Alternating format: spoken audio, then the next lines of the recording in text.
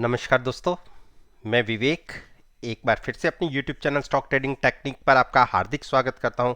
दोस्तों, आज भी हमने एक तकरीबन 150 पॉइंट की एक रैली देखी और सारा दिन हम जहां खुले उसके ऊपर ही ट्रेड करते रहे। एक बार भी हमने उस पॉइंट को नीचे की तरफ ब्रेक नहीं किया। जैसा कि मैं हमेशा अपने वीडियो के माध्यम से निफ्टी इंडेक्स के 10 स्टॉक्स के ऊपर अपना ओपिनियन आपके साथ शेयर करता हूं और मेरी ये कोशिश होती है कि अगर आप मेरी इस वीडियो को नेक्स्ट ट्रेडिंग सेशन जो होगा उसके साथ एनालाइज करेंगे और यकीन मानिए आपको मायूसी नहीं होगी, आपको बहुत अच्छे रिजल्ट्स भी देखने को मिलेंगे। तो किसी ने अगर पिछली वीडियो कल के सेशन की नहीं देखी, नीचे लिंक है, आप उस वीडियो को देखकर आज के सेशन को कंपेयर कर सकते हैं। तो चलिए अब 13 तारीख की पॉसिबिलिटीज के ऊपर बात करते हैं। सबसे पहले आपने हिंदुस्तान यूनिलीवर के चार्ट को स्क्रीन पर देख रहे हैं।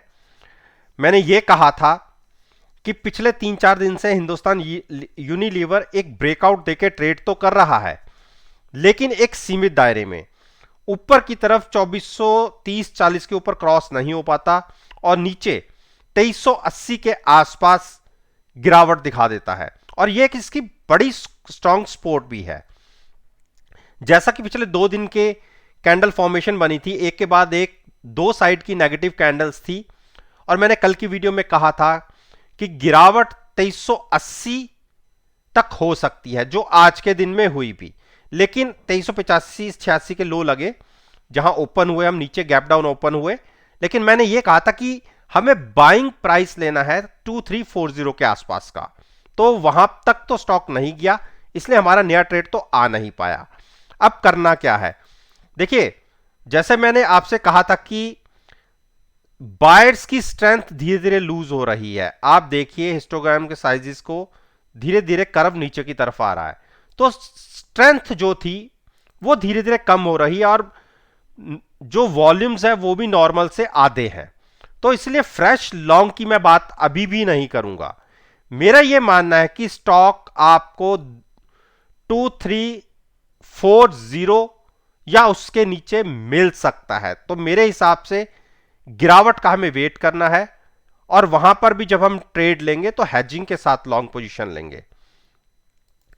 एचपीसीएल ने भी देखिए 2 दिन लगातार नीचे की तरफ की क्लोजिंग, और जैसा कि मैंने यह कहा था कि इसके अंदर भी स्ट्रेंथ देखिए वीक हो रही है। शॉर्ट करने की मैं एडवाइस इसलिए, देखिए अगर स्ट्रेंथ वीक हो रही है तो आप शॉर्ट भी कर सकते हैं, लेकिन मैं शॉर्ट की बात इसलिए नहीं करता कि जैसा मैं आपसे कहता हूं कि मेरे को फॉलो करने वाले ज्यादातर लॉन्ग साइड पर ट्रेड करते हैं, तो इसीलिए मैं डिप पर बाय करने की एक बात करता हूं कि जो मैं अपना प्राइस बोलता हूं कि आप वहां पर बाय कीजिए। यहां पर भी मैंने आपसे कहा था कि हो सकता है कि स्टॉक आपको 300 और 290 के बीच में मिल जाए गिरावट में, तो मेरे हिसाब से 20 से 25 पॉइंट की गिरावट की हमें वेट करना चाहिए। हां, 313 पर एक बड़ी सपोर्ट है, अगर उस सपोर्ट को होल्ड करता है तो हो सकता है एक बाउंस मिले, अदरवाइज 305 पर भी बड़ी सपोर्ट है। तो चलिए 300 का प्राइस मत पकड़िए, 305 और 300 के बीच में हम एक लॉन्ग पोजीशन लेने की सोच सकते हैं गिरावट पर। आईटीसी देखिए एक रेंज बाउंड है, जैसा मैंने परसों भी कहा था, जब तक किसी भी तरफ का ब्रेकआउट या ब्रेकडाउन नहीं देता हमें इसके अंदर एंटर नहीं करना। मैंने 227 का ऊपर की तरफ और 215 का नीचे की तरफ बोला था कि अगर 215 में नीचे मिले तो हेजिंग के साथ आप लॉन्ग कीजिए, या 227 के ऊपर की क्लोजिंग मिले तो लॉन्ग कीजिए। अभी दोनों ही उस सिचुएशन के अंदर प्राइस नहीं आया, 223 एक स्ट्रॉन्ग रेजिस्टेंस फेस हो रही है, तो फिलहाल इसको अवॉइड कीजिए। हिंडाल्को देखिए, हिंडाल्को ने आज एक बाउंस दिखाया और पिछले 2 दिन की गिरावट को नजरअंदाज करते हुए गैप अप खुला और वहीं से वन साइडेड मूव। और जैसा मैंने पिछली वीडियोस में भी बोला था कि मुझे गिरावट में ये स्टॉक 460 और 480 के बीच में लेना है, तो मैं उस गिरावट का वेट करूंगा, वहां पर जाके इस स्टॉक को लूंगा। उसका रीजन क्या था, पहले हम 475 पर ट्रैप हो गए थे, 2 महीने पोजीशन हमने नीचे कैरी फॉरवर्ड की, पुटों का प्रीमियम हमने पे किया हैजिंग वाला। हाँ, पुट के अंदर प्रॉफिट भी बहुत आया, और जो हमारी एवरेज थी 435 के आसपास की थी, उससे जो हमने एग्जिट लिया बहुत अच्छे प्रॉफिट के साथ, तकरीबन 40-42 रुपए का प्रॉफिट लेके मैंने ये ट्रेड क्लोज किया था। तो क्योंकि 472 के आसपास मैंने एग्जिट किया था, तो मेरा जो अब पॉइंट होगा मुझे बाय करना है, वो जो सबसे नीचे की सपोर्ट है उस पर बाय करना है। देखिए, जब मार्केट में गिरावट आती है तो सारी सपोर्ट पर प्राइस मिलते हैं। अभी चाहे ये यहां से 500 के आसपास ट्रेड कर रहा है, लेकिन गिरावट में इजीली 460 पर अवेलेबल हो जाएगा। जैसे हमने यहां पर देखा था 550 से जो हमने गिरावट 410 तक की देखी थी, 140 पॉइंट की देखी थी, उसमें तकरीबन 90 पॉइंट का गेन आ चुका है। तो मैं गिरावट का वेट करूंगा लॉन्ग जाने के लिए। डॉक्टर रेड्डी, देखिए डॉक्टर रेड्डी ने आज नीचे का 4600 के आसपास का जो एक सपोर्ट थी मेरी, उसको आज हिट कर दिया। देखिए, मैंने ये कहा था कि 4600 एक बार हमें देखने को मिल सकता है और मैं अपना पोजीशन वहां तक तो कैरी करूंगा। आज देखिए जो लो लगा 4634 के आसपास का, और यही मेरा एक जो नीचे की टारगेट पॉइंट था यही था। अगर ये ब्रेक होता तो टारगेट बहुत नीचे के होते, तो मैंने खैर इतना नीचे तक तो नहीं रुकना था, मैं यहां पर एग्जिट ले लेता। तो मैं 4630 पर तो मैंने एग्जिट नहीं ली, मैंने 4645 पर एग्जिट ली।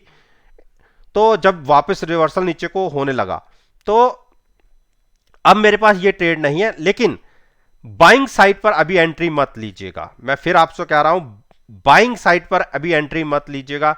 बाइंग में एंट्री लेनी हो तो एक बार क्लोजिंग बेसिस पे स्टॉक को 4740 क्रॉस होने दीजिए, उसके ऊपर जाएंगे, क्लोजिंग मिलेगी तो आप एक लॉन्ग साइड की एंट्री ले सकते हैं। टारगेट वही होंगे 4800 के आसपास के। सिप्ला, देखिए सिप्ला में उल्टा मैंने क्या कहा था, अपनी पिछले 2 दिन की मेरी वीडियो देख लीजिए। मैंने कहा था कि अगर 910 ब्रेक होता दिखे और 908.5 को क्रॉस कर दे नीचे की तरफ, तो आपको एक बड़ी मूव नीचे की तरफ 880 तक की देखने को मिल सकती है।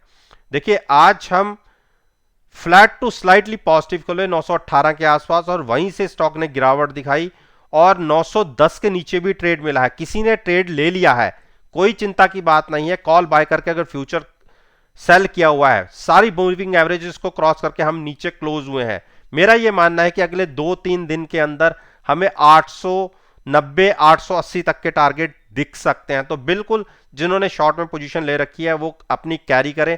लॉन्ग के लिए बनेगा 925 क्रॉस होगा उसके बाद, तो उसके लिए वेट करना पड़ेगा।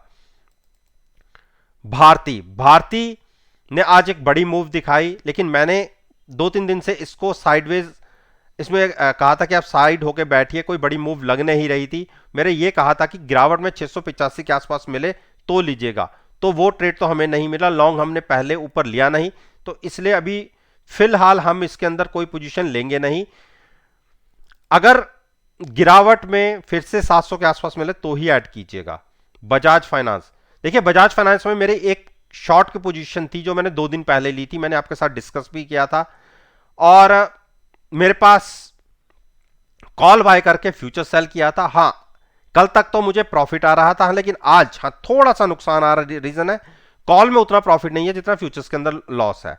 तो ऊपर के लेवल से स्टॉक के अंदर थोड़ी गिरावट जरूर रही है, तकरीबन 70-80 पॉइंट की, लेकिन मैं अभी भी मेरा यह मानना है कि जैसा हमें यहां से इंडिकेशन मिल रहा है कि बायर्स अनऑप्शन ऑफ रेट पर इसको लॉन्ग नहीं कर रहे, अपनी चॉइस के हिसाब से, अपने रेट्स के हिसाब से इसको बाय कर रहे हैं, तो मैं अपनी इस पोजीशन को शॉर्ट की तरफ कंटिन्यू रखूंगा।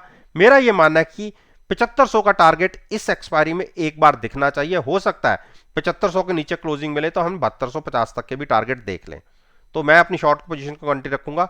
इतने ऊपर के लेवल्स में मैं फ्रेश लॉन्ग जाने के लिए बात नहीं करूंगा। किसी ने लॉन्ग जाना भी हो, एक बार स्टॉक गिरावट में 7250 7300 के आसपास मिले तो लॉन्ग कीजिए। अरविंदो फार्मा ने भी एक, जैसे कल के दिन में एक बड़ी गिरावट दिखाई थी, आज गैप अप खुले, लेकिन फिर से क्लोजिंग नीचे के प्राइस, कल के प्राइस से नीचे ही आई है, स्लाइटली सी आई है, लेकिन अभी इसके अंदर ट्रेड नहीं। लेकिन हाँ, मुझे लगता है कि इसके अंदर आपको एक शॉर्ट का ट्रेड मिल सकता है। अगर स्टॉक 710 705 क्रॉस करे और उसके बाद 700 के नीचे क्लोजिंग दे दे, तो आपको नीचे की तरफ के टारगेट तकरीबन 680-85 तक के देखने को मिल सकते हैं। अभी बेरी साइड पर स्टॉक ट्रेड कर रहा है, तो फ्रेश लॉन्ग की सोचिएगा मत, लॉन्ग अभी थोड़ा वेट कीजिए। तो दोस्तों, उम्मीद करता हूं कि आपको मेरी ये वीडियो पसंद आई होगी। वीडियो पसंद आई है तो मेरे साथ मेरे चैनल पर जुड़िए, चैनल को सब्सक्राइब कीजिए और साथ में बेल आइकन का बटन प्रेस करना मत भूलिएगा, ताकि नोटिफिकेशन टाइम से आप तक डिलीवर हो सकें।